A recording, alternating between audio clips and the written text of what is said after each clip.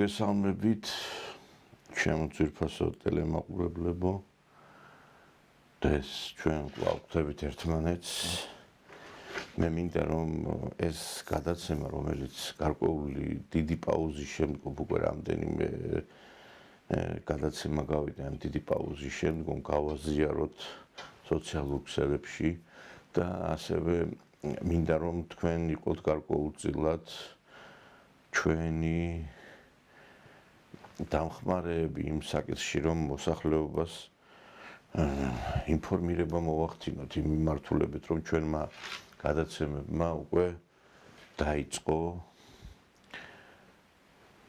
საზოგადოების ყურამდე მიტანა სრული იმ სურათისა, რომელიც შექმნილია ქვეყანაში. იმიტომ რომ ძალიან ბევრი კითხულობს და ბევრი შეიძლება ინფორმირებული არ არის, ბევრი ელოდება რომ ჩვენ სატელევიზიო სივრცეში გამოჩნდებოდით და ამიტომაც მინდა რომ თქვენ იყოთ ჩვენთვის გარკვეული ხიდი იმ ადამიანებთან, რომლებმაც ჯერ კიდევ არ იციან რომ ჩვენი გადაცემების ციკლი განახლდა.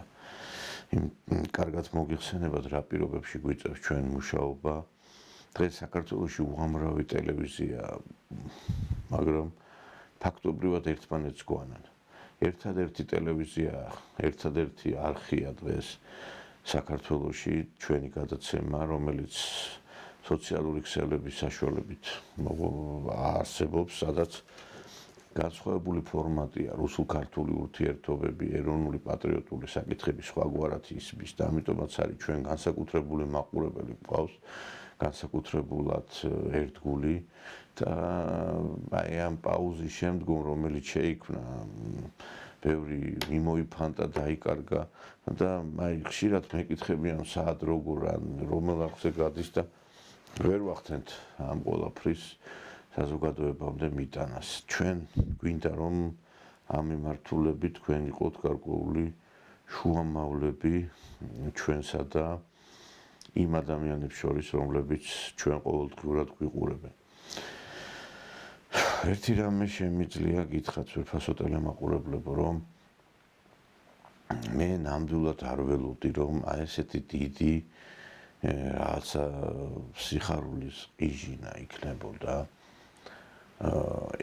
ქალბატონის დაპატიმრებასთან დაკავშირებით. ჟურნალისტი ელისო კილაძე, როდესაც იქნა დაპატიმრებული, საზოგადოებაში ისეთი რაღაცა სიხარული დაისადგურა, რომ მე არ ვიცი, აი რა ზიზღი და ბოღმა უნდა დაინთხეს საზოგადოებაში, ასეთი რომ აი ამგვარი სიხარული იყოს ქვეყანაში. მე გაკვირვებული ვარ, თან ქალბატონი არის ეს პიროვნება და მეც უამრავჯერ ეს ადამიანი ძალიან ისე ცუდად შემეხო და ამის თაობაზე მე არაერთხელ მისაუბრია სამწუხაროდ ჩვენი საზოგადოება და ემსგავსა იმ კატეგორიას, რომელიც როდესაც რაღაცა ხდება, იმის შემდგომ აკეთებს მოვლენების რაღაც გარკვეულ შეფასებას და მე ამას ვიძახდი 8 წლის წინ, უფრო ადრეც, რომ ეს ქალბატონი ვინ იყო და არც მაცდიდან საუბარს ხშირად, როდესაც მას ვაფასებდი. ბოლოს მადლობა რომ ხართ ჩვენი გადაცემის სტუმარი. მე მგონი ცოტა ხაერი გაიწმინდა, იმიტომ რომ რაღაცა ისეთი სიბინძურის სუნი დადგა. ბატონო ნიკოლოზ თუ შეძება კორექტულად მე ერთი წამით აქ იმდენი ბოდიში სიბინძურე ითქვა, რომ თქვენ ეს კითხვა და ეს კორექტულობისკენ არ მოგიწოდებიათ თქვენი სტუმრის, ამიტომ ძალიან მოუწოდეთ ქალბატონს. არ მოგიწოდებიათ, გისმენთ, მე და ძალიან გთხოვთ ახლა მომისმენოთ. ახლა აგერ დატყუა ბიოგრაფია ამ ქალბატონმა. დიახ, მე ჩემი ბიოგრაფიით ძალიან ვამაყობ.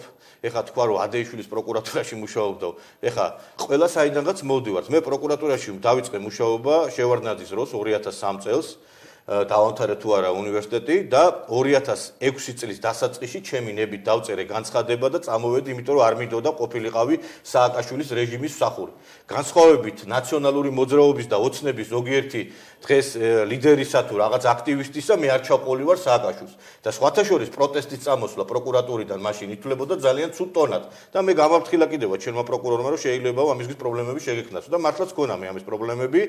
მე 2006 წელს დავტოვე, მაშინ როდესაც დავინახე რა მანქანა იყო ჩართული პროკურატურაში. ამის შემდგომ მე 2008 წელს უკვე დაიწყე სააკაშვილის რეჟიმის წინააღმდეგ ბრძოლა და 2008 წლიდან ეკოლოგიური სამართლის ცენტრის ერთ-ერთი ხელმძღვანელი ვიყავი და სად იყო მაშინ ეს ელისაშვილი და პარტიზანი მებაღეები და მე ჩაუგდე კიდევაც ვიღაცეებს რომ ეს ინფორმაცია მივაწოდე რომ მე აქტიურად ვიბრძოდი გარემოს დაცვის, იგივე ადამიანის უფლებების კუთხით. მე ჩემი წარსულით ვამაყობ განსხვავებით ელისო კილაძისგან, იმიტომ რომ ეს არის ადამიანი პროვოკატორი, ენას ზვალი არ აქვს. ეხლა მე სიმართლე რო გითხრათ, აქ თქვა კიდევაც დებატები, მე ვისთან უნდა დავждე? მე საერთოდ ბინძურ ადამიანებთან არ ვждები დებატებში. არა, კორექტულად ეხლა ბინძური არ არის ისეთი სიტყვა შემოკარგო, რომ ეხლა რაღაცა და მე კიდე ეხლა როდესაც მთელი საქართველო მან აგენტებად შერაცხა, ძალიან ვთქვათ, მადროვოთ წავიკითხო ის განცხადება, რომელიც გაკეთებული ძალიან მოკლედ და დაუბრუნდეთ შემდეგ თემას. ეხლა თუ გინდათ გავალ ეთერიდან ჯერ არ დამიწყია და უკვე მოკლედ მეუნებით, იმიტომ რომ რაღაცა ტენდენციურობას ცოტა მივუხით. არა, ხო და აი ერთი წამი თუ ახლა მე მაყურებელი გიყურებ და ცუდად გამოჩნდება თქვენი ეს პოზიცია და ესეთი ტონალობა ჩემთან საუბრობ. ელისო კილაძე, როდესაც ვიღაცეებს დებს რაღაც აგენტობაში, მან თავის წარსულს გადახედოს და ირმა ინაშვილმა, საქართველოს პარლამენტის ვიცე-სპიკერმა, ჯერ კიდევ სააკაშვილის ხელისუფლების დროს ამხილა ელისო კილაძე და მე ციტირებას გავაკეთებ მისი განცხადებისა. თავისუფალი აზრის სახლი, რომელიც ხელმძღვანელი იყო ელისო კილაძე, ივანე მირაბიშვილის რუპორია. თავისუფალი აზრის სახლი და მისი აღმასრულებელი დირექტორი ქალბატონი ელისო კილაძე, კუდის ფარული თანამშრომელი, კოდური სახელით ნუკრი, ოპოზიციის წინააღმდეგ ტყუილსა და ცილისწამების კამპანიებში აგრძელებს. დაემსხვრარა ოპოზიციის ეგრეთ წოდებული მხილების ობიექტი, ჩაუვარდა რა ოპოზიციის სხვადასხვა წარმომადგენლებზე ბინძური და ცილისწამებული იარლიყების მიწებების ოპერაცია, ხელისუფლებამ შავ პიარი კამპანიის ახალ სტადიაზე გადავიდა. გუშინ 2011 წელს სექტემბერს ბატონმა ივანე მერაბიშვილმა ქალბატონ ელისო კილაძეს, იგივე ნუკრის პირით გვამცნო რომ თურმე ობიექტივის ოფისში ქართული პარტიის ადმინისტრაციის უფროსმა ბატონ ვახტანგ ბეგიაშვილმა ღირად განაცხადა რომ იქ ფიზიკურად დაჟის ელისო კილაძეს. ეს განცხადება ყველა შეგიძლია ნახოთ, ეს არის ITV-ს ეგრეთ წოდებულ ინტერნეტ პორტალზე, სადაც ვიდეოს დევს, მაშინ სხვათა შორის ელისო კილაძე ვახტანგ ბეგიაშვილს დებდა ბრალს რაღაცა აბსურდული ბრალდებით და განცხადებაც არის ელისო კილაძის.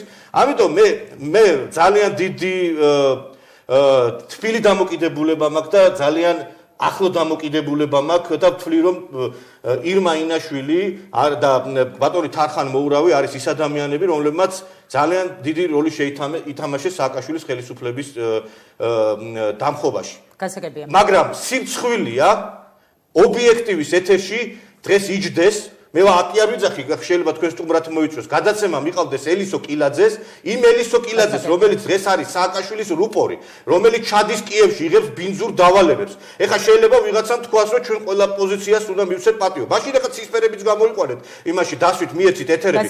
არა, დავამთავრებ ერთი წამით, ხო, არა, დავამთავრებ. შეიძლება მივცეთ მაშინ ჩვენ ეგრეთ წოდებული LGBT საზოგადოების თემის წარმომადგენლებსაც მიეცით ეთერები. იცით რა შეა საქმე? მე არ ვიძახი, რომ მე ერთი წამით აქ იყო ბრალდებები და ეხლა ცუდად გამოჩნდება ეს რომ არ მაცდით მე. აქ იყო ბრალდები. იცით რა არის? როდესაც ადამიანი ჩვენ ეს ობიექტივი არის თავისუფლების და სააკაშვილის რეჟიმის წინააღმდეგ ერთ-ერთი სიმბოლო. და ეს არის უამრავი ადამიანის შეურაცხყოფა, როდესაც ელისო კილაძე გამოდის ამ ეთერში და მაგალითად წინა ერთ-ერთ ეთერში ყავდა პიროვნება, რომელმაც შეურაცხყოფა მიაყენა დავით აიაზა სისხლის სამართლის პასუხისგებაშიც მიეცა ეს პიროვნება სწორედ ასავალ-დასავალი ჟურნალისტის გალახვის გამო და მე ვფიქრობ ეს არის ერთი წამით ხო შეიძლება არა დროში რატო ვარ ეს ცუდად გამოჩნდება ცუდად ჩანს მაყურებელს არა მე ჩემს მიმართ უბრალოდ ამიტომ მე მოუწოდებ ობიექტივის ხელმძღვანელობას რომ ელისო კილაძის ადგილი არის ნიკა გვარამიას ბუტკის ტელევიზიაში ობიექტივი არის ქართველი ხალხის გამარჯვებული ხალხის ტელევიზია და ადამიანი რომელიც დღეს ბინძური გვარამიას ბინძური სააკაშვილის დავალებებს ასრულებს ის არ უნდა იჯდეს. ეხლაც აი რამ გამოიწვია გაღიზიანება. ერთი წამით რამ გამოიწვია გაღიზიანება სააკაშვილის სარედაქციო პოლიტიკაში იჭრებით. არა არ ვიჭრები მე ჩემ პოზიციას გამოთქვა. თემას მე დაგისვამთ კითხვას. არა ხო შეიძლება დავამთავრებ. აი მოკლედ დავამთავრებ. ეხლა რატო გაღიზიანდა ელისო კილაძე ჩემთან დაკავშირებით. მე მას ერთ დავყევი და სახელსაც არ ვახსენებ ვისაც, იმიტომ რომ ეს ადამიანი არ ღირს იმათ რომ ის სახელი ვახსენო. რატო გაღიზიანდა? მე ვთქვი კორექტულად ვთქვი. რუსთავი 2-ის მხარდაჭერა მე ვთქვი არის დღეს ნაციონალების სააკაშვილის და აგრეთვე გამაუპატიურებლების მხარდაჭერა მეთქი ეს ამაზე აღშფოთდა რომ როგორო ჩვენ მე კიდე ერთხელ ვიმეორებ აი ამ ხალხს ვინც უდგება დღეს გვერდში გვარამიას და რუსთავი 2-ს ჩემთვის ის არის გამაუპატიურებლებთან კორექტულად და მოვჩეთ ამ თემაზე საუბარს. ძალიან სულად საუბრობთ ბატონო ნიკოლოზ, ახლა დაუბრუნდეთ საპატრიარქოს თემას. გამაუპატიურებლები არ არიან? ჩვენ ამ თემაზე არ ვართ. არა, ამ თემაზე ილაპარაკა სტუმარმა. აქ იყო ბრალდებები. ეს ადამიანი თვითონ არის აგენტი და დღეს ეს არის სააკაშვილის ხელისუფლების სტილი. როდესაც ადამიანებს, ესე იგი, დღეს ვის მიმართაა ბრძოლა გამოცხადებული, აი საპატრიარქოს თემას რო შევეხოთ. მეუფე სერაფიმეს მიმართ, მეუფე სერაფიმე ჯოჯუას მიმართ, რომელმაც ამხილა სააკაშვილი 2012 წელს, მეუფე იაკობის მიმართ, რომელმაც ამხილა სააკაშვილი და ყველა იმ ადამიანის მიმართ არის დღეს ბრძოლა გამოცხადებული, აი ესეთი პატარ-პატარა რაღაცა სააკაშვილის ხელის ადამიანების მიერ და ისინი ესე იგი ყველას დაცავენ. თვითონ არის აგენტი, მე არ მithქვი აგერ იმენაში ნუკრი ყოფილა აგენტი და ეს ყველა უნდა იცოდეს. ეს არის ძველი ინფორმაცია, მაგრამ აგენტი ნუკრი როგორ ვიღაცებზე ლაპარაკობს, ეს არის თავხედობა. ეხლა წამოვა გაზეთში რაღაცას დაწერს, რუსთავი ორის ეთერში მივა, კიდევ ერთხელ მეორე, მე პირადად ჩემი წარსული ჩვენ არ ვართ აქ მოსული ელისო კილაძეზე სასაუბრო. არა, იმიტომ რომ ელისო კილაძე ჩემზე ბევრი ისაუბრა. არ ვსაუბრია თქვენზე ბევრი. მე ვარ ერთ-ერთი იშვიათი ადამიანი. მე ვარ ერთ-ერთი იშვიათი ადამიანი ვარ, რომელმაც სიმართლე რო გითხრათ, პროკურატურა თავისი რიგით დატოვა და სხვათა შორის ჩემი ეკონომიკური მდგომარეობა, ოჯახი, სამი შვილი მყავს, ძალიან სულ მდგომარეობაში ჩავიდე, იმიტომ რომ ეხლა როდესაც და ძალიან დიდი მოწვევები მქონდა, ძალიან დიდი პერსპექტივები მქონდა იმ ხელისუფლების პირობებში, მაგრამ მე კიდე ერთხელ ვიმეორებ, არასდროს არ ვიქნები იმ დიქტატორულ რეჟიმთან გაიგივებული პიროვნება, განსხვავებით ზოგიერთები. დღეს ჩვენს ქვეყანაში გიგივე კილაძეს კი არა, სააკაშვილთან დაკავშირებითაც ესეთი პოზიციაა, რომ როდესაც ეს ბაჟბატონი იყო ხელისუფლებაში, ყველა ჩუმად იყო, ყველა რატომღაც ერიდებოდა საუბარს და ხმას არ იღებდა. დღეს ეხლა როდესაც ეს კაცი ციხეშია, ყველა ხმა მოიღო და მოიდგა ენა და მე ამას მაშინაც საუბრობდი სააკაშვილთან მიმართებითაც და იგივე კილაძესთან დაკავშირებითაც. არ ვიცი, თქვენც ნახეთ ის ვიდეო ჩანაწერები, რომელიც გავრცელდა ამ ქალბატონთან დაკავშირებით საშინელებაა და აი ესე მუშაობდა ეს ადამიანი. ანუ გამთავის გოგოს ამბავზე რომ შემოხდა ხო და ეკახერხეულიც და რაღაცა ამბერდი რომ მომიყვა, მაშინ უთხარი რომ მე უთხარი ძალიან ობიექტურად შეფერხებები, იმიტომ გქონდა მეთქი რომ გენი აყირავდა რაღაცნაირად თქო. დაითრია მე მგონი სულსმა თქო და просто ბოლო მომენტში ავახიერეთ ეს არა ვქვიან წილი თქო რა, რომელიც გასხისებასაც აპირებდა და ქუჩაში რჩებოდით, მე ვთქვა რომ ყველა მოგვადგებოდა ვიღაცა ერთყას და გვეტყოდა მეთქი რომ ანუ გამოდი გიწია რაღაცა და მე იცი რა მე უთხარი რომ просто ჟიბლაძე ხო იცი მე უთხარი რა ჭკვიანია და რა შეგაწილია თქო და просто წამებში მოხდა ეგ ამბავი თქო თორე ერთი კვირის თავზე და მეორე და მესამე დღეს უკვე შენობაში ჩვენ ყველანი ვიქნებოდით ასე ყავდუდაფკერა და ქუჩაში დარჩენილები თქო და უცებ გადააფორა ჟენო ანუ კონცენტრების თემაშიც არის თუ არ არის ეს მე არა მაგრამ უამეც რაღაცა და ფორმულია ამირდაზე ვაფშირებო ეხა კონცენტრების თემას რომ მივაბა ეს როგორ მივაბა просто ეგ მითხარი ვიღაცა ვინარიან დაჭერილები კონცენტრების თემას რომ მივაბა ეგ არის ძალიან მნიშვნელოვანია. მაგრამ რომ გააბაზროს მაგან ჩვენი კონფლიქტი სიტყვაზე და რაღაც არასწორად გაიტანოს გარეთ, ვენმა ვიტყვი რომ ბოლო მომენტში გავარკვიეთ, რომ კეზერაშვილის კონცენტრების ბიზნეს პარტნიორი იყო თქო დედას ისეთ რაღაცებს აუყურებ და ამ ნახე კეზერაშვილს შემტენი ამის აყირავების თემას და ვაშო ყველაფერს გავაკეთებ. ებრაელია და სავოესაც აქ კონცენტრების ნიკი თორცა ცალკე ისე რომ არაფერი გაიასნებულა და ვაფშე ჩვენთან თქვია და ბიჭებიც ჩვენებიც არაფერი არ იციან ხო?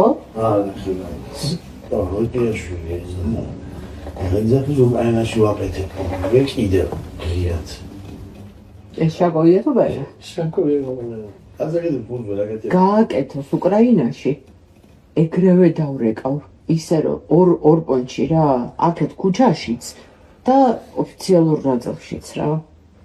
ისეთ ტიპებთან დავრეკავ, რომ მაგას იქ უკრაინაში აუყირავებ ყველა შემთხვევაში. უკრაინაში კაკრას მაგის ხო იცი მილიონი ბერკეტი არსებობს. ძალიან ბევრ ადამიანთან მქონდა შეხება ბიზნესმენებთან, პარლამენტარებთან და საქართველოს ყოფნის პერიოდში და აი მსმენია მაგალითად ერთი პარლამენტის დეპუტატის ბიზნესმენი მამა საუბრობდა რომ კაცო პატივი ვეციო და მაინც თავს მესხმისო ეს ქალიო და რა უნდაო და მე ვთხარი აი ზუსტად პატივი რო ეცი იმიტომაც გესხმის რომ კიდე მეორეჯერაც პატივის ცემეთქი და ეს ადამიანი აშანტაჟებდა ხალხს თავისი აი ბინძური მეთოდებით და ციხე საერთოდ არ არის ადამიანებისთვის რაღაცა გარკვეული მარტო სადამშილო ფუნქციის მატარებელი. ციხე არის ასევე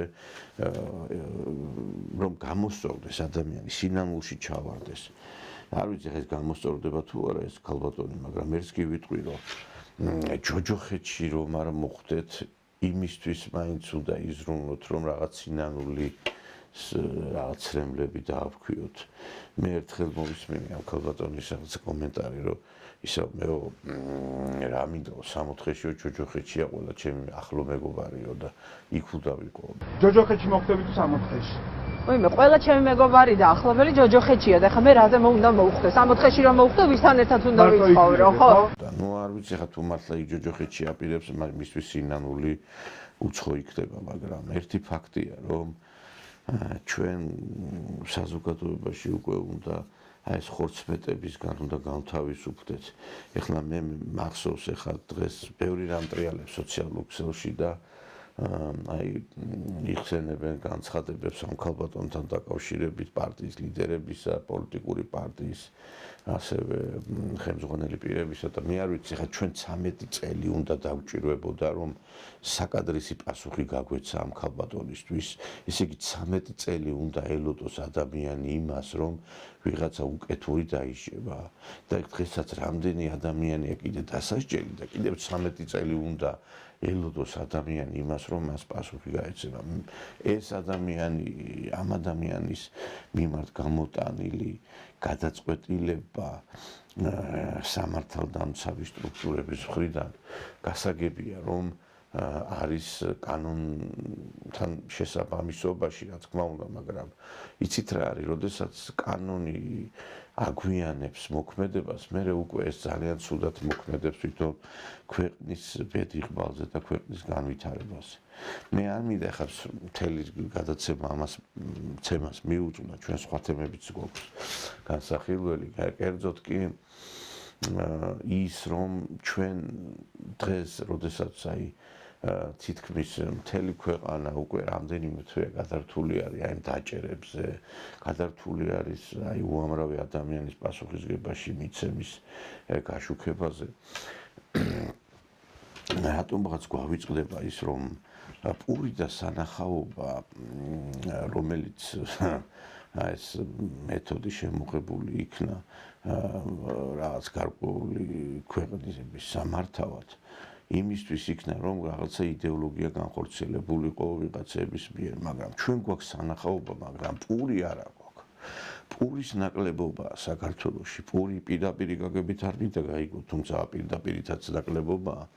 დღეს ჩვენ ქვეყანაში გვაქვს ძალიან ბევრი პრობლემები სოციალური მიმართულებით და სოციალური მიმართულებით პრობლემებს კიდევ უფრო მეტი რაღაც გარკვეული პრობლემები ემატება და ამ ყველაფრის გადაჭრის ერთადერთი საშუალება არის რუსულ-ქართული ურთიერთობების იმ დონემდე აყვანა, რომელზეც ჩვენ დიდი ხანია ვსაუბრობთ. ბოლოს ისე წავა საქმე, რომ ჩვენ რაზეც ვსაუბრობდით ამდენი ხანი, ეს ჩვენ საერთოდ არ გავახმენდებით რაღაცებს და იტყვიან, რომ სად იყო მჟავანაძე და სად იყო ეს გადაცემები, ჩვენ ვიყავით ყველაფერი, კაცო, ყველაფერი თქვენ იყავით, ყველაფერი თქვენ მიიწერეთ. არ დავეძებ არაფერს, ოღონდ საქმე გააკეთეთ.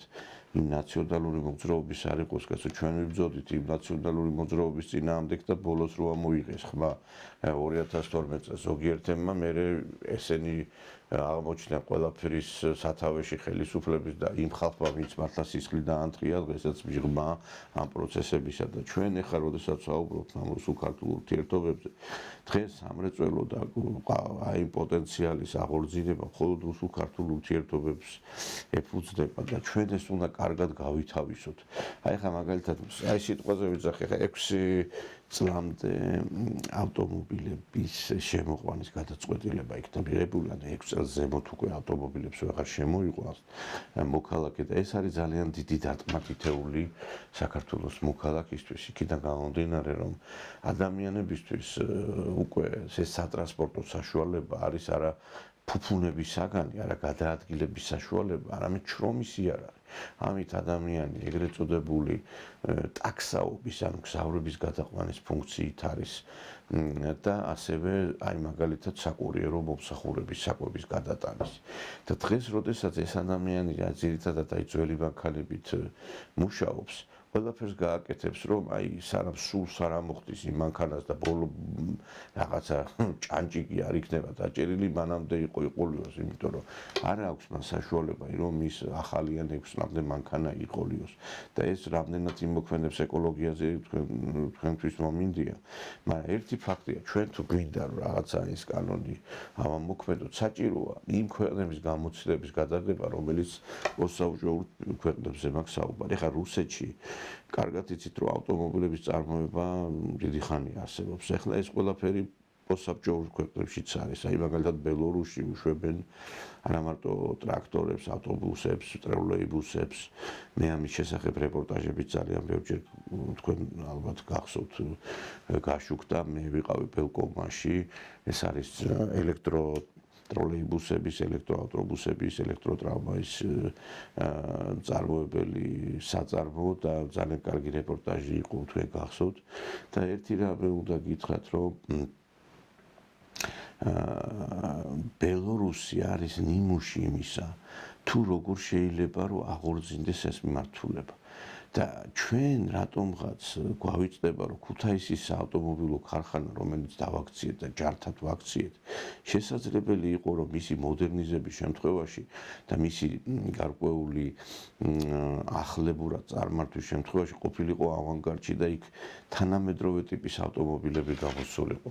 დღეს ახლა ბელორუსმა გარდა იმისა რომ დიდი ავტომობილებს უშვებენ, ავტობუსებს უშვებენ, ტროლეიბუსებს უშვებენ, ასევე დაიწყეს ავტომობილების წარმოება ჩინურ კომპანიასთან ერთად. ბელჯი ეწოდება ავტომობილებს, რომელიც რუსეთშიც იყიდება პოსტსაბჭოურ ქვეყნებში, ეს არის სედანის, ჯიპის ავტომობილები და რატომ არ შეიძლება რომ იგივე ჩვენს გავაკეთოთ? მით უმეტეს იყო დაპირება ხელისუფლებიდან, რომ ქუთაისში ელექტროავტომობილების ქარხანა გაიხსნებოდა.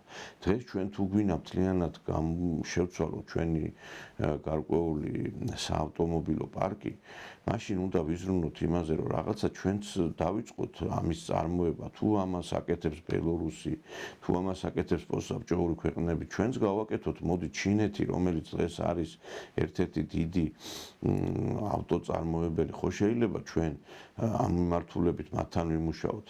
და აქ ხალხის დასაქმება. ვიღაცას გონია, რომ ეს გელაბარკალაიას ავტომობილები რო შემოყავს, ეს არის საქართველოს განვითარება. ეხლა ეს კაცი ამ ავტომობილების გაყიდვით თვითონ შოულობს ფულს და მაღაზიაში რამდენიმე დასაქმებული ადამიანი შოულობს ფულს და ცუდი არ არის, მაგრამ როდესაც ქარხანა ამუშავდება, ეს უფრო სხვა დიდი რაღაცა იქნება. და ამიტომ მოდით გავაკეთოთ ესეთი რაღაცა, რომ შევქმნათ ეს პოტენციალი ჩვენთანაც, რატომაც არა, იმიტომ რომ თუ არის იმის საშუალება, თუ არის იმისი მოთხოვნილება, რომ ეს გაკეთდეს, რა დამერწმუნეთ, რომ ეს ბაზარზე საკმაოდ ისეთი კონკურენტულარიანი იქნება და არ ვიცი, რაღაცა ხო უნდა ვაწარმოოთ, კაცო, ეს კომუნისტები, რომლებიც საქართველოში ყველაფერს აწარმოებდნენ, გემები წარმოებოდა სუ 25-ები, ავტომობილები, არ ვიცი, მრეწველობის დარგები იყო განვითარებული. ხო შეიძლება ჩვენც გავაკეთოთ, გასაგებია რომ ეს ყველაფერი მიბმული იყო მაშინ აი ამ საბჭოთა რესპუბლიკებზე, მაგრამ დღეს თუ ჩვენ იგივე პოლიტიკა გვექნება რუსეთთან და პოსტსაბჭოურ ქვეყნებთან, გასაღების ბაზარის პრობლემაც არ იქნება. მე მახსენდება ჩემი საუბარი მთავრობის მეთაურთან საბჭოთა ეპოქაში ნოდარ ჭითანავასთან. ეს ადამიანი კარგად მოგეხსენებათ, ეკონომიკის მინისტრიც იყო ძალიან დიდი თანამდებობები ეკავა და ვასილ მჟავანაძის დროსაც მოღვაწეობდა და მე მყავდა ის ჩემთან გადაცემაში და მე მახსოვს რომ როგორ საუბრობდა ეს ადამიანი ჩვენი მრეწველობისა და ჩვენი აი მძიმე მრეწველობის დარგებზე, რომლებიც მაშინ ვასილ მჟავანაძის მმართველობის პერიოდში იყო. 53-72 წლები. წინა ფონი განვიხილეთ. ომი ომთან დაკავშირებული საქართველოს პოლიტიკური სიტუაცია დაძაბული ამ დროს ჩამოდის კაცი არის წინააღმდეგები თვითონ პარტიის ცენტრალური კომიტეტი საკავშირო მხედველობაში უშვებს შეცდომებს რომელიც ხელსაყრელი ისეთ შეცდომებს რომელიც იწვევს გამწვევებას მდგომარეობისა და ასე შემდეგ მოგახსენეთ იმის თაობაზეც რომ პოლიტიკურ ცხოვრებაში რა ახალი მოვლენები იყო მასთან დაკავშირებული ეხლა როგორ ვითარდებოდა ეკონომიკა და სოციალური სფერო იმ პერიოდში აი ეს არის თავისი მე ეს ცნობილი ეს ინფორმაციები მე ახლა მინდა გითხრათ პირდაპირ იმ პერიოდში ფაქტობრივად შედგა საქართველოს ეკონომიკის დარგობრივი სტრუქტურა მაღალი ტემპებიც იყო მაგრამ აქ გასათვალისწინებელია ის მდგომარეობა როგორი ფონი დახვდა მას ომის შემდგომი პერიოდი აღდგენითი სამუშაოები და მერე იწყება განვითარება განსაკუთრებით გამოირჩეოდა სამრეწველო კომპლექსი აი მაგალითად რა დარგები იყო წარმოდგენილი ელექტროენერგეტიკა სათბობი მრეწველობა შავი მეტალურგია ვითარდება ფერადი მეტალურგია ვითარდება ქიმიური და ნავთობგადამუშავებული მრეწველობა მანქანათმშენებლობა და ლითონდამუშავება სატყეო ხის ცელულოზის ქაღალდის სამშენებლო მასალების მსუბუქი მრეწველობა კვების მრეწველობა მაგალითად ტიპებით კომბინირებული საკვების ეს გაუკვირდათ იმ პერიოდში ჩამოყალიბდა და კომბინირებული საკვების მრეწველობა 1 მილიონ ტონა მარცვალს გადაამუშავებდა აი ეს იყო საჭირო იმისათვის რომ მეცხოველება გავითარებულიყო დღეს გვაქვს საერთოდ ეგ დარგი არა ეს არა ეხლა აქედან ეხლა თუ მაყურებელი თვითონ გააკეთებს დასკვნას რა დარჩა თითოეულასაც არ მოიგია ჯერ თქვათ რა გქონდა და აი ეს არის ამიტომ იმ დროს მრეწველობაში მუშაობდა 550,000-ზე მეტი კაცი 4 მილიარდ 700 მრეწველობაში ამდენი 557,000 72 წელს 70 წელს 572,000 ეს მარტო მრეწველობაში რომელიც მე ჩამოვთვალე და აქ ამ შემთხვევაში ამ მრეწველობის აგებულებას ანატომიას აქვს მნიშვნელობა რისგან შედგება იგი შედგება იმ დარგებისაგან რომლებიც არის მეცნიერება წევრი რომ ამან მოამზადოს საერთოდ სოციალური სფეროს განვითარების შემდგომში მაღალი ტემპები ესე იგი პირდაპირ ვთქვათ იმ პერიოდში ამ პერიოდში ძირითადად ყალიბდება სამრეწველო კომპლექსი როგორც ერთიანი კომპლექსი რომელმაც უნდა მოამზადოს სხვა დარგების განვითარების შემდგომ განვითარების ტემპები მეტად საინტერესო სურათი არის სატრანსპორტო კომპლექსის ფორმირების თვალსაზრისით მერე გაირკვა რომ ჩვენთვის გაირკვა მერე რომ ასეთი კომპლექსი არც ერთ რესპუბლიკას არ ქონია საბჭოთა კავშირში კონკრეტულ აიყურეთ ყველა სატრანსპორტო ყველა საშუალების წარმოების პროცესი საქართველოში სატრანსპორტო საშუალება და ყველა სახეობის პროდუქცია გამოდიოდა მაგალითად ტაგანროგიდან გადმოიტანეს თქვა 1942-43 წელს ავიაციო ქარხანა იმ დროს ავიაციო ქარხანა ბოდი რატო გადმოიტანეს რომ იქ შეიშინდა და გადმოიტანეს საკითხ მოიტანეთ ამიტომ ავიაციო ქარხანა მუშაობს იმ დროის მოთხოვნების შესაბამისად ეს უკვე საკავშირო მუშაობს კინიგზარა ორთვალე შემდგენელი ქარხანა იყო აქ მერე ელმავალ შეფელ ქარხანა შეიყარა საფუძველი ელმავალს უშვებდა საბჭოთა კავშირში ჩვენ და კიდევ ერთი ქალაქი ესე იგი საავტომობილო ქუთაისში შერჩეულია ეს ადგილი დაწყება მაგრამ გაიშალა ეს მუშაობა საზღვაო აქ არის მეტად საინტერესო რამ საზღვაო ტრანსპორტი მეფხედობაში მაქვს მრეწველობის ნაწილში ფოთსა და ბათუმში საზღვაო ტრანსპორტთან დაკავშირებული საწარმოებია გემშვენებელი ქარხანა შემდეგ სატრანსპორტო კომპლექსთან დაკავშირებული თითქმის ყველა საწარმო არსებობდა საქართველოში, შესაბამისი პროდუქციას უშვებდა იგი. ავიაციაზე, საავიაციო ქარხანა, ელმავლებს უშვებდა, საავტომობილო საწარმო კუთეისისა, ავტომანქანებს, საზღვაო, გემს საშენი ფოთი, ბათუმი და სხვათა შორის საზღვაო ტრანსპორტის სამმართველო არსებობდა. ბათუმში შეიქმნა 1967 წელს ლეგენდარული კაპიტანი ანატოლ კაჭარავა ხელმძღვანელობდა მას. აგრეთვე იყო იქ თევზჭერის სამმართველო. გემები ქონდა იმდენი? არა, იმას ქონდა გემები, 80-ზე მეტი გემი თუ მეხსიერება ღალატობს. თევზჭერას, ხო? არა, თევზჭერას არა, ამას დიდს, უფრო დიდს. საზღვაო სანაოსნო იყო 80-მდე. მე რა შედიოდა იმ საზღვაო გემები და ოკეანეში დადიოდნენ. ეს საკავშირო დაქვემდებარების იყო, მაგრამ 67 წელს შექმნეს ეს და გადმოიტანეს ბათუმში. მილსადენები იმ დროს არსებობდა. საბაგირო გზები კაფშიას დაახლოებით იჭერდნენ 90-95,000 ტონას. ეს სარიწები ერქვა მას, ძალიან სერიოზული ამბები იყო. დიახ, მეგობრებო, ესეთი იყო საქართველო. და ეს იმიტომ იყო განვითარებული, რომ მაშინ ჩვენ გქონდა გასაღების ბაზარი რუსეთში და პოსტსაბჭოურ ქვეყნებში.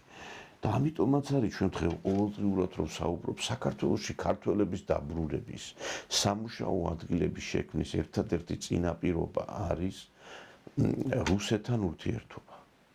რუსეთთან ჩვენ უნდა ვაწარმოოთ ის ურთიერთობა, რომელიც საწინდარი გახდება საქართველოს გაძლიერების. ეხლა ვიღაცა იტყვის, რომ ის არ იქნება ადრე რო იყო. გეთანხმებით, საბჭოთა კავშირი არ იქნება.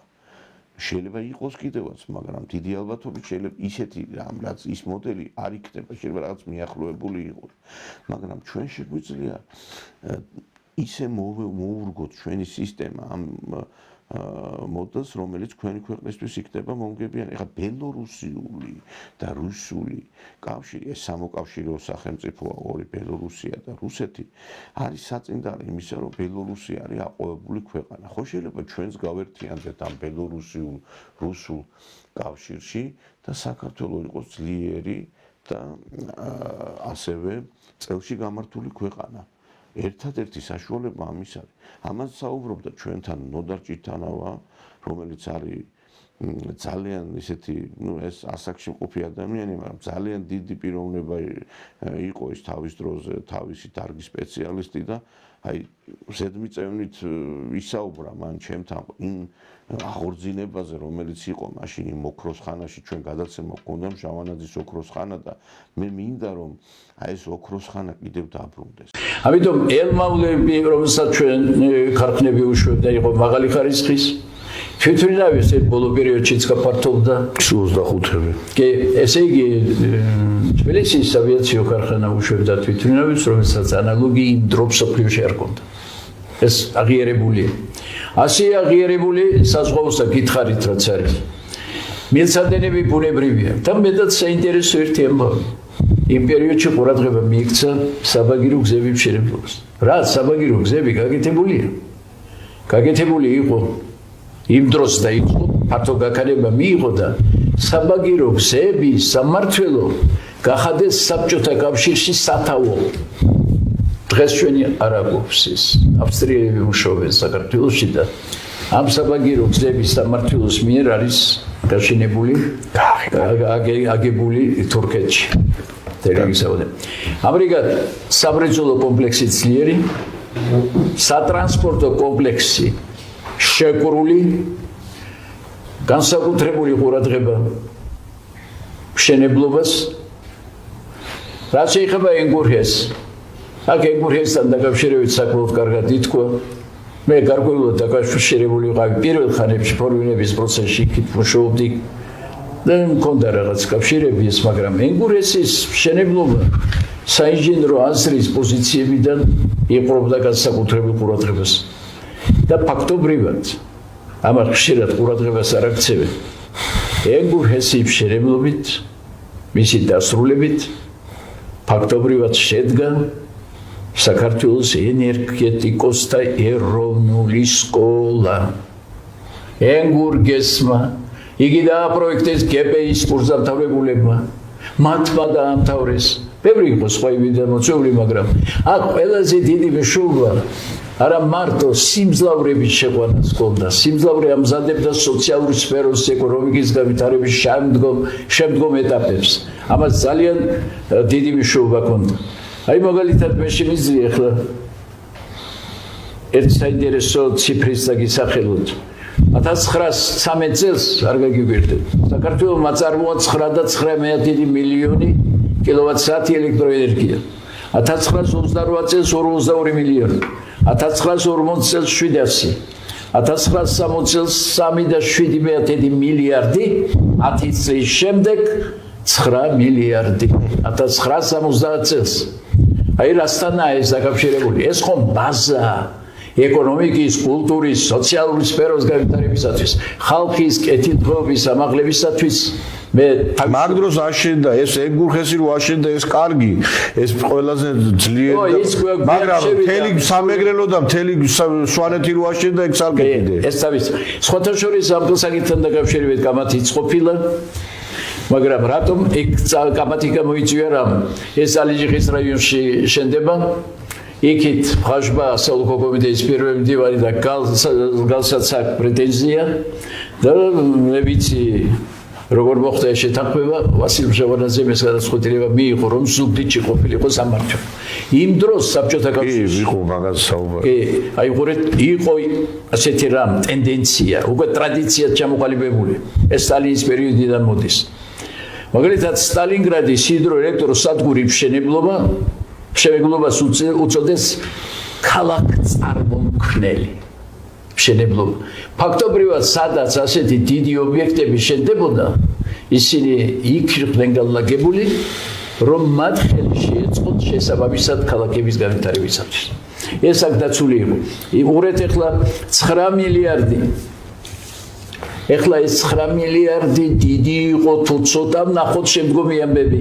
2000 წელს იყო 7 მილიარდი. შემდეგ 2010 წელს იყო 9.9, 2022 წელს ახლა გავუშვით 14 და 2 და ფაქტობრივად დავიწყეთ 1999 წლის დონეს. ამდენი ხნის განმავლობაში. ესე იგი, ენგურგესის მშენებლობას ორი დატვირთვა ჰქონდა. ქვეყნის ეკონომიკის, კულტურის, ხალხის კეთილდღეობის განვითარებისა და ხალხის კეთილდღეობის ამაღლების მატერიალურ-ტექნიკური ბაზის უზრუნველყოფის ფუნქცია ერთი და მეორე ქართველ ენერგეტიკოსთა კადრების სამჭედლოს ფუნქცია. საინჟინრო აზრი საფუძვლად უნდა დაედოს ეგრეთ წოდებულ ინოვაციურ ტექნოლოგიებს და ამისათვის საჭირო იყო ასეთი დიდი ჰიდროელექტროსადგურების მშენებლობა.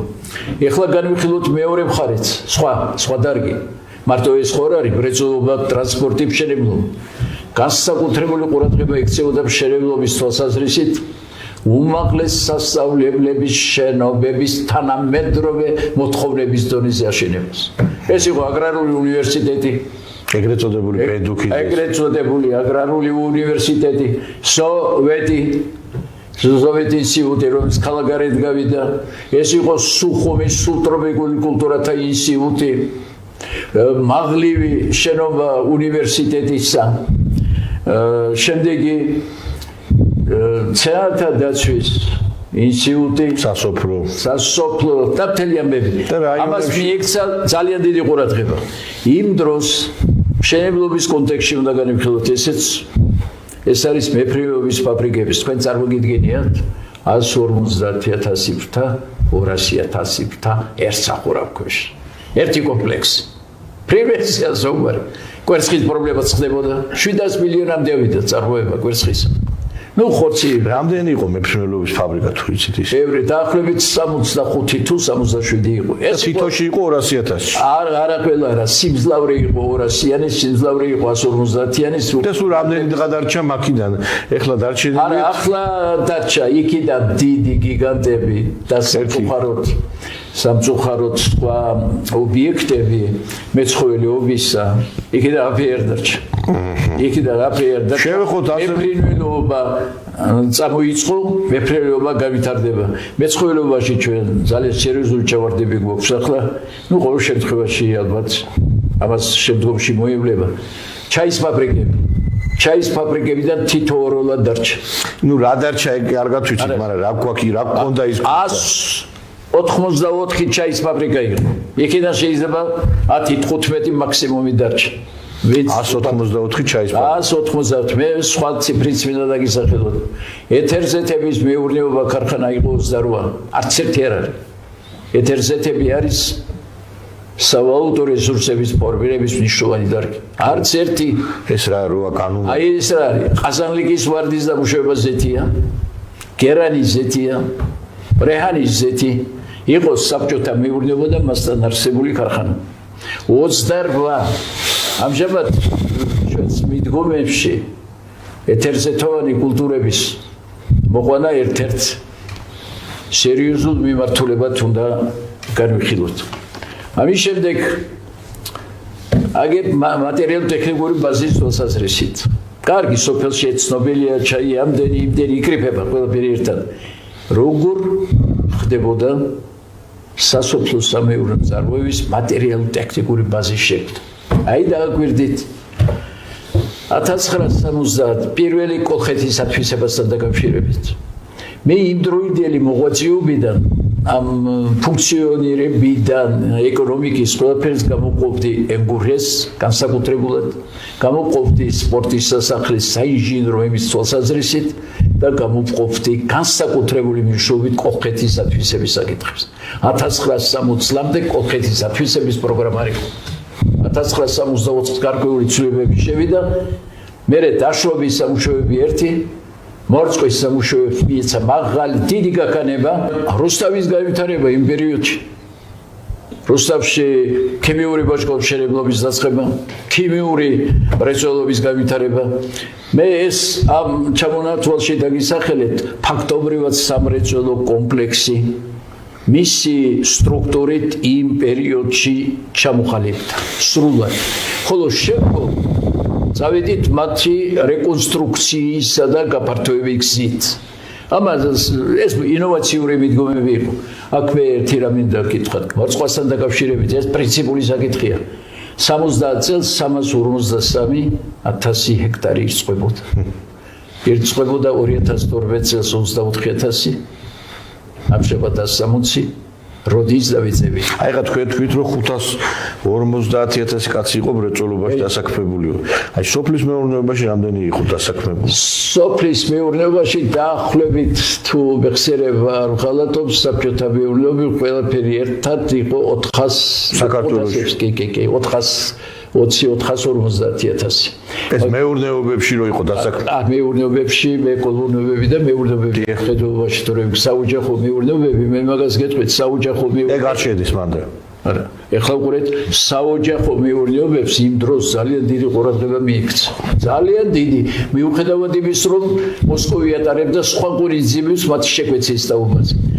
და ვერაფერი ვერ დაბრუნდება თუ ჩვენ რუსეთთან ურთიერთობა არ გვექნება. საქართველოს გაძლიერების, საქართველოს გამთლიანების გასაღები არის მხოლოდ და მხოლოდ რუსეთთან ურთიერთობაში, რუსეთთან დამოკიდებულებაში და ჩვენ ამას სამწუხაროდ ვერ ვახორციელებთ. იმიტომ რომ ვერაფრით ვერ მივახციეთ იმას, რომ საზოგადოებისთვის შეგნება არ გვემაღლებინა და ამ მიმართულებით მუშაობა წარმართულიყო. დღეს მე ვხედავ, რომ ხელისუფლების გარკვეული, არ მინდა ხა ის სიტყვა ვიხმარო რეალურად რაც არის, მაგრამ ხნუ ესე ვიტყვი ხელისუფლების ექსპერტები გამოდიან და ლაპარაკობენ უკვე რუსულ-ქართულ ურთიერთობებზე. როგორ ჩანს რაღაც ნაბიჯების გადადგმა იგეგმება და მე ძალიან მიხარია, იმიტომ რომ წინააღმდეგ შემთხვევაში ეს ხალხი ამის ლაპარაკს ვერ დაიწყებდა. ჯერ ხდება ნიადაგის მომზადება, როგორც ვარყოფ. ჯერ ექსპერტები დაიწყებენ ლაპარაკს, მერე პარლამენტის დეპუტატები, შემდგომ თვითონ ხელისუფლება ამ რუსულ-ქართულ ურთიერთობების აღდგენაზე. მაგრამ საზოგადოების მომზადება მარტო ექსპერტების საუბრით არ ხდება. ეს ხდება უშუალოდ ფაქტების კონსტატაციით, აგრეთვე მტკიცებულებების წარდგენით და სატელევიზიო გადაცემებით. ჩვენ სწორედ ეს მიზანი გვქონდა და ჩვენ თვითონ ეს ხელისუფლება ამას ვერ ახორციელებდა და ჩვენ დაგხურეს, დაგშალეს, ყველანაირად ხელი შეგვიზღუდეს იმის მაგივრად რომ ხელშეწყობა ყოფილიყო. ჩვენ ვიძახდით იმას, რაც უნდა თქვა სხვა და დღესაც ამას ვიძახით აქედან მოსკოვიდან. მე ერთი რამე შემიძლია გითხრათ მეგობრებო, რომ დღეს თუ საქართველოს უნდა გადარჩენა მხოლოდ და მხოლოდ რუსეთთან ურთიერთობის შედეგად მოხდება ეს, იმიტომ რომ ვერც ერთი საწარმო, ვერც ერთი ფაბრიკა ვერ იმუშავებს საქართველოში, თუ კი ის პროდუქციის გასაღების ბაზარს ვერ მონახავს და ერთადერთი პროდუქციის გასაღების ბაზარი არის ეს რუსეთი. თორე სააკაშვილი 9 წელი იყო ხელისუფლებაში, რატო ვერ მოახერხა მან თავის ქვეყნის პროდუქციის გატანა ევროპაში? რაღაცა ბოდიში რაღაცა მინიმალური რაოდენობით ღვინის გატანას თუ ეძახის ჩვენ პროდუქციის გასაღებას უცხოეთში, ეს რაღაც სასაცილო არის. თან უნდა გავითვალისწინოთ ევროკავშირის ქვეყნებში ლიმიტირებულია პროდუქციის შეტანა, აი მაგალითად ეხა პოლონეთიდან რძის პროდუქტის შეტანა ევროკავშირის ქვეყნებში არის ლიმიტირებული და როდესაც ეს ლიმიტი უკვე მიაღწევს იმ დასაშვებ ნორმას, პოლონელი ფერმერები უკვე ხრიან იმ რძეს, რომელიც უკვე ვეღარ შედის ევროპულ ბაზარზე. და ჩვენც ახლა რისი იმედი გვაქვს, ხა თვითონ ვერ ასაღებენ თავის პროდუქციას და შენ შეგიშვებენ იქ იმ ბაზარზე. ეს ხო გამორიცხულია მეგობრებო. ეს ხო აბსურდია პირიქით. აი ბევრი რო ევროკავშირის წევრობა შენატრის ევროკავშირის წევრად ჩვენც არავინ არ მიგვიღეს და რომც მოხდეს ეს იმას ნიშნავს, რომ რაც არის საერთოდ რაღაცა პატარა წარმოება, ისიც კი გაჩერდება. და მე ამასთან ერთად ჩვენ უნდა დავიწყოთ იმაზე ფიქრიც, რომ ის უცხოური გარკვეული პროდუქცია, რომელიც შემოდის ქვეყანაში, დაიბეგროს იმგვარად, რომ შემდგომში ქართულ ბაზარზე ის იყოს არაკონკურენტუნარიანი და ქართულ პროდუქციას მიანიჭოს უპირატესობა ჩვენმა ადგილობრივმა გლეხმა თუ მოსახლეობის წარმომადგენლების რაღაც დიდმა ფენამ, იმიტომ რომ როდესაც უკვე ვხედავ ჩვენ რაც არის ბაზარზე სიტუაცია შექმნილი, რომ უცხოური პროდუქცია უფრო იაფია ვიდრე ქართული, რა თქმა უნდა უცხოურს ყიდულობს და ჩვენ ისე უნდა დავბეგროთ ეს უცხოური პროდუქცია, რომ პირიქით ქართული პროდუქცია იყოს იმ დაბალ ფასში და უფრო მიმზიდველი იყოს ჩვენი მოქალაქეებისთვის ვიდრე ეს უცხოური.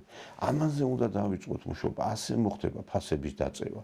დღეს აი ფასების დაწევაზე რო არის საუბარი, ფასების დაწევა უნდა მოხდეს აი ამ მიმართულებით და ვერ მოხდება ფასების დაწევა ისე როგორც ზოგს წარმოუდგენია. ეხლა რო შემოდის ეხლა მაგალითად იგივე კვერცხი თუ ქათამი იმ ფასით, რომელი ფასითაც შემოდის. მე ის ქართველი გლეხი ვერ დაუწევს იმას ისე რომ წაგებაში დარჩეს და იძულებულია ის ფასი დაადოს და იძულებულია იმ ფასში გაყიდოს, რომლითაც უკვე შესაძლებელს გახდეს რაღაც კონკურენცია შევიდეს უცხოურ ნაწარმთან. დღეს აქ ეხა რუსეთში, როდესაც ძალიან ბევრი აი ამ სანქციების შედეგად გავიდა რუსული ბაზარიდან, რუსეთში დაიწყეს წარმოება იმ პროდუქციის, რომელიც აქამდე არ იყო ესეთი ყურადღების ის ქვეშ და დღეს ეხა სოფლის მეურნეობის პროდუქციის განვითარება, ღვინის ნაწარმის განვითარება და ყველაფერი იმის განვითარება დაიწყეს, რაც აქამდე არ იყო. ვიღაცას ეგონა რომ მაკდონალდსი რო გავიდო და რუსები დარჩებოდნენ რაღაცა ამ პროდუქტის გარეშე და გააკეთდა აგერ უსნაი ტოჩკა და ანალოგია ზუსტად იმ მაკდონალდსისა.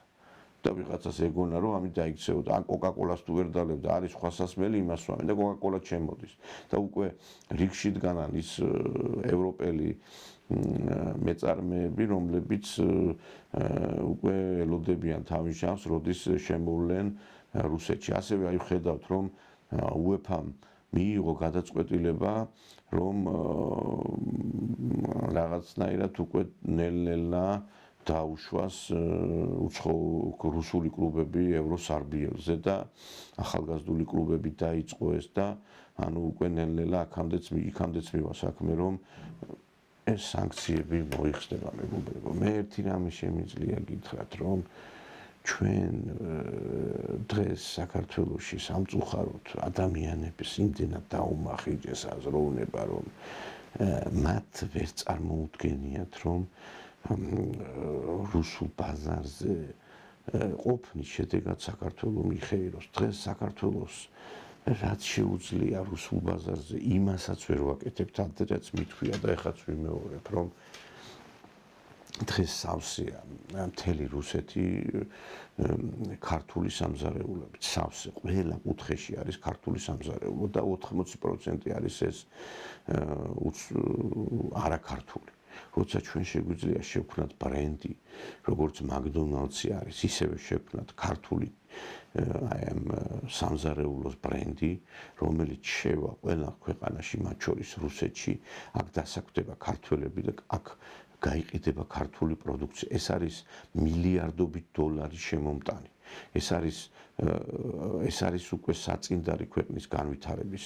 იმიტომ რომ იცით რა შეასაქმე დღეს რომ ვიღაცა რესტორანში შედის, მაგალითად მე ხშირად ვქონი და მეც ესე ვარ, კითხულობს ეს ნამდვილად ქართული რესტორანია, ვინ არის მზარეული, ქართველები არიან, რა პროდუქცია და როდესაც ხვდება რომ იქ ქართველების მაგრა წვები არიან და პროდუქციაც არ არის ქართული, ის არ არის იმ გემოს მატარებელი.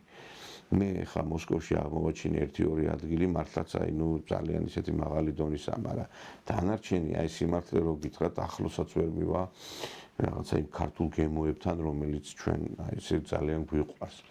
და ხო შეიძლება ამ მიმართულებით ვიმუშაოთ. ეხლა არ ვიცი, ეხლა ეს წულაძე ამის გამკეთებელია, კაცო, ეგერ ეხლა ჩვენ იმაში ვიყავით, რა ქვია, დონის მონასტერში მირქმის დღესასწაული იყო და მთელი ეს მეფეთა საძვალეების ირგვლივ ჩვენ ტრიალებდით და იქ პანაშვიდი გადაუხადეთ და ელემენტარული იქ არ მოვიდა საელჩოს წარმომადგენელი არავინ და არც ვინმე სხვა რაღაცა მიმართულებით და ელემენტარული შენ წინაპრებს და შენ მეფეებს არ ასცემს პატივს კაცი და ის ეხლა პროდუქციის გასაღებაზე იქნება ორიენტირებული. დღეს როდესაც აი მაგალითად იგივე რომ იდგა საქმე და კითხვა იყო დასმული ეს წულაძეო რა ფუნქციაში ასრულებსო, ნუ ჩვენ დიპლომატიური ურთიერთობა არა გვაქვს და ესო რაღაცა მინიმალიზირებული იქნებაო მის საქმიანობა. შედალოცვილო თუ ეკონომიკურ ურთიერთობების კუთხით არის საუბარი, ხო, ჩვენ ხო შეგვიძლია რომ ჯერ ეგერთიც მარტო ეკონომიკური რატო უნდა იყოს და ამ მიმართულებითაც ვიმუშაოთ, რომ აი რაც შეგვიძლია მეტი ქართული პროდუქტი შემოვიტანოთ აქ. ყურის ძირში არის რუსეთი. დღეს არის ბაზარი თავისუფალი, უცხოური პროდუქციის გასვლის შემდგომ დღეს ბაზარზე შემოსვლა არის ასე თუ ისე კიდევ შესაძლებელი. ხვალ ისევ დადგება დღის წესრიგი, რომ დაბრუნდება ევროპული პროდუქცია რუსულ ბაზარზე, იმიტომ რომ ეს ყველაფერი დასრულდება, ომიც დასრულდება, სანქციების მოიხსნება, მე გვიანი იქნება. დღეს აი მე ვაკვირდები და ახლებს ვაკვირდები პროდუქციას და არის შანსი, რომ ქართულმა პროდუქციამ დაიმკვიდროს ადგილი რუსულ ბაზარზე. და ამით დაბრუნდება საქართველოში ქართველობა, უმუშევრობაც დასრულდება. უმუშევრობის დასრულება კიდევ იმას ნიშნავს, რომ საქართველოში დემოგრაფიულ მდგომარეობაც გამოსწორდება. იმ დღეს ახლა ლადო ბოჟანძემ დაუსვა კითხვა პრეზიდენტ ყაბელაშვილს, რომ აიო თქვენ იქნებ მიხედოთ დემოგრაფიულ საკითხს, აი ესეთი ლამის ხარხარი დავიწყე და გულიანად ვიცინოთ. ახლა ჯერ ეგერთიც რა პრეზიდენტის კომპეტენცია ეს რომ ეს საკითხი გადაწყვიტოს და მე კიდე ესე იგი ესე რანაირად უნდა მოხდეს ეს ყველაფერი ძალიან მაინტერესებს ვიღაცას წარმოგიდგენთ დემოგრაფიული სიტუაცია ერთი ხელის დაკვირვით დემოგრაფიული მდგომარეობა ეკონომიკური მდგომარეობის გარეშე ვერ გამოსწორდება ადამიანებს ოჯახი შექმნა იმიტომ უძნელდებათ რომ ბინას ვერ ყიდულობენ და სამსახური არ აქვთ და ყველაფერი მიდის ამ ეკონომიკასთან სამუშაო ადგილებთან როდესაც კაცმა იცის რომ ხელფასი აქვს და რომ შეუძლია ბინის ყიდვა ცოლსაც მოიყვანს და შვილებსაც გააჩენს მაგრამ ადამიანს რომელსაც ბინა არ აქვს თავს ჭერი არ გააჩნია რა ოჯახის შექმნაზე რა დემოგრაფიაზეა საუბარი აი ამ ხალხს ზოგჯერ ვფიქრობ რომ საერთოდ ესენი რაღაცა უცხო პლანეტაზე ხო არ ცხოვრობენ მეთქი ამდენი სისულელეების მოსმენას რომ ბავშვები დაუგებულობ პირიქით აი ამ ახალ-ახალი გადაწყვეტილებების შემდგომ კიდევ უფრო მეტად დამძიმდება სოციალური მდგომარეობა. აი ხა მაგალითად ის თევზის ბაზარი დაიხურავო ბათუმში. ნუ შეიძლება უკეთესი გაკეთდეს, მაგრამ იქ უკეთესი თუ გაკეთდება აიწევს ფასები. ფასების აწევა იმას ნიშნავს, რომ კიდევ უფრო გაძნელდება იქ პროდუქციის შეტანა და შეიძლება გლეხი ვერ მოხდეს იქ ადგილობრივი, რომელიც იქ ყიდდა თევზს. ის 6 წლის მანქანები, რომ აიგზალა 6 წლამდე მანქანები ის იქნა დაშვებული, ბევრი ვეღარ ისარგებლებს იმითი, რომ ამ პროდუქციების შემოტანით, ანუ ავტოდილერობით ირჩინოს თავი. მე არაერთი აი სოციალურ ქსელში მომისმენია ყაზახი ავტოიმპორტიორების განცხადებები, რომ საქართველოში უკვე მუშაობა არ არის რენტაბელური. ასევე ჩვენ ნახეთ გადაწყვეტილებები იმ მაღაზიებთან დაკავშირებით სასურსათო რომ უნდა შემცირდეს. ყველაფერი ეს ურტყამს, რა თქმა უნდა, იმ ადამიანების გარკვეულ ჯიბეს და კიდევ უფრო მძიმდება სოციალური მდგომარეობა ჩვენს ქვეყანაში და ამიტომ რა დემოგრაფიაზე ვლაპარაკობთ ხალხო? დემოგრაფიაც, ტერიტორიული მთლიანობაც, ეკონომიკური კეთილდღეობა მჭიდროდ არის კავშირში რუსეთთან ურთიერთობასთან. და ამ თემაზე საუბარი კი ქართულ მედიაში არავის არ სურს, იმიტომ რომ ეს არის ისეთი თემა, რომელიც იწვევს რიგი ადამიანების მხრიდან აგრესიას, რომ როგორ ვინმე ამაზე ხმა მოიღო. ჩვენ არ გვეშინია ამაზე საუბრის და ჩვენ ყოველთვის ვლაპარაკობთ ამაზე. იმიტომაც ყავს ამდენი მაყურებელი, რომ ერთადერთი ჩვენი გადაცემა ახერხებს ამაზე საუბარს და ჩვენ რაც არ უნდა გვდევნონ, რაც არ უნდა პრობლემები შეგვიქმნათ, ჩვენ სათქმელს მაინც ვიტყვით და ღმერთი არსებობს და ღმერთის წყალობით ჩვენ შევძლებთ იმას, რომ ჩვენი მიზანი განვახორციელოთ.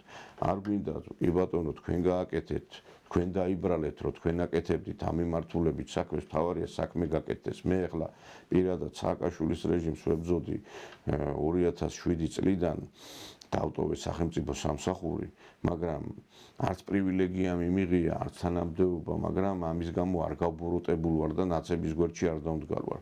და არც მე გავბოროტდები თუ კი რამე სასიკეთო მოხდება ქვეყნის რუსულ-ქართულ ურთიერთობის მიმართულებით და ჩვენ მაინც მიღმა დავჭრებით ამ პროცესებისა, მაგრამ თავარია ხომ ქვეყანას ეშველოს და ჩვენ არ ვეპოტინებით რაღაც თანამდებობებს და სკამებს. მე ხედავთ, მე არც ერთ პარლამენტის საპარლამენტო არჩევნებში მონაწილეობა არ მიმიღია, არც ერთ თვითმმართველობის არჩევნებში არ მიიღია მონაწილეობა, მიუხედავად იმისა, რომ მე ამის შესაბამისი რაღაც გარკვეული გამოცდილება გამაჩნია. მე იურისტი ვარ, უფლებადამცველთა გაერთიანების თავმჯდომარე, ადვოკატი და ახლა არავიზე ნაკლები კომპეტენცია არ მაქვს. ახლა თუ ვინმე უნდა მოხდეს საკანონმდებლო ორგანოში თუ თვითმმართველობის ორგანოში, იურისტებია, პროფესიონალი იურისტები და მე არ ვიცი ახლა კაცი პროკურორი ვიყავი, ადვოკატი, საინფორმაციო სივრცეში ყველა მიცნობ სახელი მაგ და ახლა მე რატო არ უნდა მქონდეს ამბიცია, მაგრამ ნუ არ ვარ გამოკიდებული ამ თანამდებობებზე. მე ჩემთვის თავარი არის საქმე გაკეთდეს და არ ვარ ის კაცი კიდე რომ რაღაცა გულში ბოროტება ჩავიდო თუ კი ვინმე რაღაცა გარკვეულ მე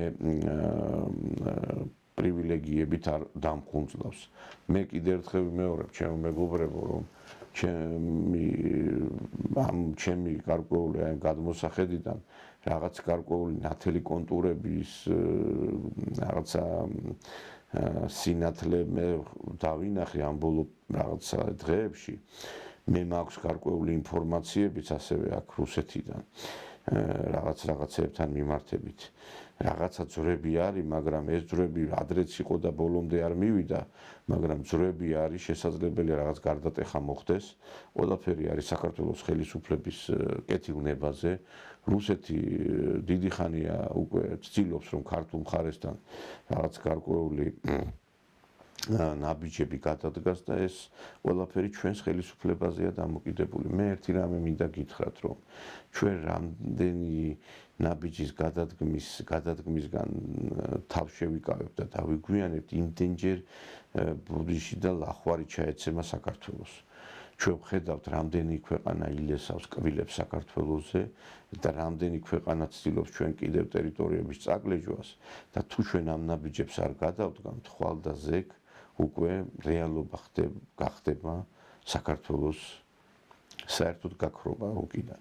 ჩვენ გონია რომ საქართველოს თავზე ყოველთვის იქნება ნათელი მზე და უღრუბლოცა. ეს შეიძლება ყველაფერი დასრულდეს. როგორც დასრულდა ერთი დიდი იმპერია, რომელმაც ვერ განსაზღვრა რეალობა და არასწორი პოლიტიკა აირჩია. მე ამიტომაც რომ ხვალ და ზე გვიან არ იყოს, მინდა გითხრათ ყველას, რომ ჩვენ დროზე უნდა დავიწყოთ სვლა რუსეთის ფედერაციისკენ. ამას მე არ ვლაპარაკობ, იმიტომ რომ აქ ვიმყოფები. ამას მე ვლაპარაკობდი თბილისში, გორში, ამას ვლაპარაკობდი სხვადასხვა სტუდიებში, ამას ვლაპარაკობ მე 15 წელია მეგობრებო. 15 წელია განუწყვეტლად ვლაპარაკობ ამას და სამწუხაროდ ამას საქართველოში ვერ ხედავენ, თორე აქ ძალიან კარგად ხედავენ, ამას ხედავენ პოსტსაბჭოურ ქვეყნებში და მე ძალიან დიდ პატივს ვცემენ და მე ამით მოხარული ვარ და ერთი რამე მინდა გითხრათ. რაც არ უნდა ბრძოლა აწარმოოთ თქვენ საკუთარი ქვეყნის წინააღმდეგ, აი ამ საქართველოს მტრებზე მაქვს საუბარი. ჩვენი ქვეყანა მაინც მიაღწევს მიზანს, იმიტომ რომ საქართველოში ბევრი კი ცდილობს წარმოაჩინოს, რომ ქართველიერი უვარგისია და არაფრის მაქრისი, მაგრამ ესე არ არის. ქართველ კაცს აქვს დიდი მოთმინების უნარი, მაგრამ თუ ეს მოთმინება უკვე რაღაცა გაცდა, რაღაც გარკვეულ ფარგლებს, შემდგომში უკვე სხვა მიმართულებით იწყება სვლა ქართველი კაცისა. მე მინდა გითხრათ, რომ ჩვენ ყოველთვის ვიქნებით ქვეყნის ეროვნული ინტერესებიდან გამომდინარე მოქმედებაში და მე ერთ რამეს ვიტყვი, რომ თუ კი ჩვენ გვინდა საერთოდ აი რაღაცა გარკვეულ წარმატებებს მივაღწიოთ, აი ჩვენ მეზობლებს შევხედოთ, აი ჩინეთზე რომ მქონდა საუბარი. აი ამ ხელა ქვეყანაა რუსეთის ფედერაცია და როგორი კავშირები აქვს უკვე ჩინეთთან, ისეთი ფართო, ისეთი თვალნათელი, რომ აი რო შემოხვალ თუ არა აეროპორტში უკვე ამას თვალნათლივ დაინახავ, წარწერები უკვე აი ქვეყნების აი სახელდებები რუსულად და ჩინურად არის. ადრე იყო რუსულად და ინგლისურად. აი ხა მაგალითად რა დღესასწაულია ჩინეთში გამოვიდა მარია ზახაროვა ჩაწერა მიმართვა ჩინურად და ამით მიულოცა ჩინელებს ეს დღესასწაული. ეს არ არის რავლის მეტყველი. ამიტომ ჩვენს რაღაცა დავანებოთ ამ ევროპულ სოდომიისკენ სწრაფვას. რუსეთი მიხვდა, ინდოეთი მიხვდა ამას ყოფილი პოსტსაბჭოური ქვეყნები და ჩვენც ხო უნდა მიხვდეთ ამ ყველაფერს. დავანებოთ თავი ამ უაზრო ნატო ევროკავშირის სახეს. აგერ ახლა სტაბილურობაზე და უსაფრთხოების ქოლგაზეა საუბარი და ამერიკაში აგერ ახლა ჰოკეის მატჩი იყო, გამოვიდნენ ვიღაცებმა და ტყვიების სროლა და ზუზუნი და ჩაცხილვა იყო. და ესეთი ფაქტები ძალიან ხშირია იქ. ესეთი ფაქტები ძალიან ხშირია ევროპაში. ჩვენ ვნახეთ როგორ მოწყალოთ იქნა მოკლული უკრაინელი დევნილი ქალბატონი, რომელიც იჯდა ესე იგი ავტობუსში და ისე მოკლეს თვალა ისე მოწყალოთ მოკლეს, რომ არ ვიცი, მე არავითარი სინანული არ ქონდა იმ ადამიანს და საკადრისი პასუხიც არ მიიღო იმ მკვლელმა, მე როგორც ვიცი. დღეს ხედავ ჩვენ რომ არის 1000 ინსინუაციები რუსეთთან დაკავშირებით, რომ აი ამ ომის გამო რაღაც კრიზისშია რუსეთი. ეს არის სრული აბსურდი. ამას ჩემი თვალით ხედავ მე. არანაირი ომის ზეგავლენა და ომი ეს რაღაცა არ აისახება დღეს რუსულ ეკონომიკაზე. რა თქმა უნდა, დრონები ფრინავენ, რაღაცა გარკვეული შეფერხებები აეროპორტებში, მაგრამ ეს არ არის ის რაღაც რუსეთს დააქცევს და დაარტყამს. რუსეთი არის ძალიან ძლიერი და კიდევ უფრო ძლიერდება ამ ომის შედეგად, უფრო და უფრო